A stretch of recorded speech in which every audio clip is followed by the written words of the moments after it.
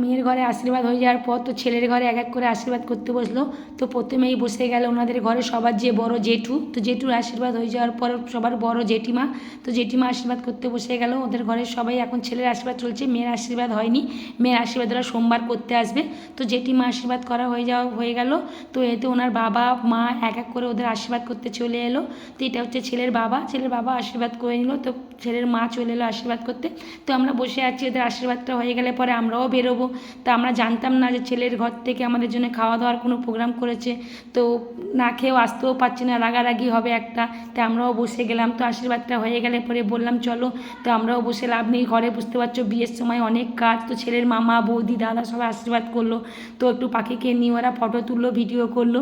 তো করার পর চলে গেলাম আমরা ডাইরেক্ট খাবার টেবিলে। তখন বেলায় 1টা বেজে গেছে। তো আমরা খাবার খেতে বসে গেলাম, কারণ বেরোতে হবে আর টাইম নেই হাতের মধ্যে। ভেবেছিলাম একটা দিন ছুটি আছে, আশীর্বাদ করে চলে আসার পর অনেক ঘরে কাজটা এগিয়ে নেবো, তো কিছুই হলো না, এখানেই 1টা বেজে গেল।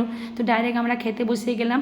তো খাওয়া দাওয়া সেরে যেরকম একদম যেন ডাল ভাত আলু ভাজা, তারপরে এঁচুড়ের তরকারি মাছ মাংস সব কিছুই করেছে ওনারা, যেন একদম পুরো বিয়েবাড়ির খাবার খাচ্ছি।